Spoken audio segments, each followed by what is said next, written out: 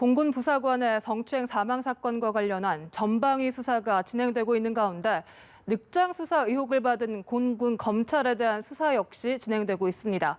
국방부의 출입 기자 연결합니다. 신세롬 기자. 네, 현재 공군 검찰에 대한 수사가 진행되고 있습니다.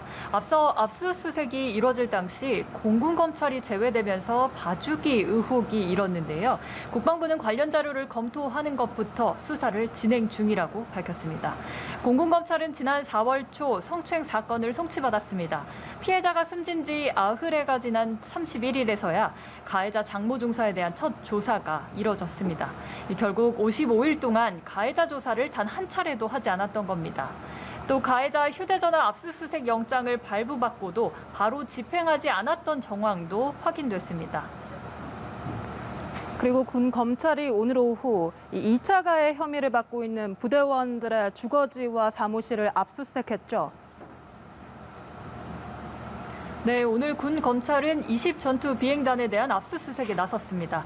이번 압수수색은 2차 가해 혐의를 받고 유족 측으로부터 고소당한 부대원 3명의 주거지와 이 근무지에 대해서 이뤄졌는데요. 앞서 유족 측은 사건에 대한 합의를 종용하고 회유한 혐의를 받는 상관 2명과 유일한 사건의 목격자로 차량 운전을 했던 부사관까지 총 3명에 대해 고소장을 냈습니다. 현재 상관 2명은 보직해임 조치된 상태입니다. 유족 측은 강제추행이 1년여에 걸쳐 여러 차례 일어났다는 추가 의혹도 제기를 한 상태입니다. 즉, 이 2차 가해를 한 인원들이 이 추행에도 가담을 했다는 거죠. 네, 이중사의 성추행 사건은 이번 한 건이 아니라는 주장입니다. 즉, 유족 측은 이중사가 과거 1년여에 걸쳐 상습적으로 강제 추행을 당했다며 추가 의혹을 제기했는데요. 피해자가 문제를 제기하지 못하는 것을 보고 그걸 답습해서 추행이 반복적으로 이루어졌다는 겁니다. 또 사건 초기 변호를 맡았던 국선 변호사 A씨에 대한 고소장도 오늘 제출했습니다. A씨는 이중사가 성추행 피해를 정식 신고한 지 엿새 만인 지난 3월 9일 국선 변호사로 지정됐습니다. 하지만 몇 차례 전화와 문자만 했을 뿐 단 한 번도 면담을 하지 않은 것으로 알려졌는데요. 유족들은 적극적으로 도와야 할 변호사가 사실상 피해자를 방치했다고 주장했습니다. 군 당국은 부랴부랴 이렇게 부실한 성폭력 대응 체계를 개선하겠다고 나섰습니다.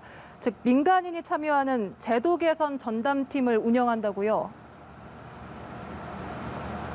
네, 이번 사방 사건을 계기로 드러난 군내 부실한 성폭력 대응 체계를 다시 점검하겠다는 겁니다. 이 성폭력 예방 제도 개선 전담팀은 근본적인 개선 대책 마련을 위해 외부 전문가 자문단을 참여토록 하겠다는 겁니다.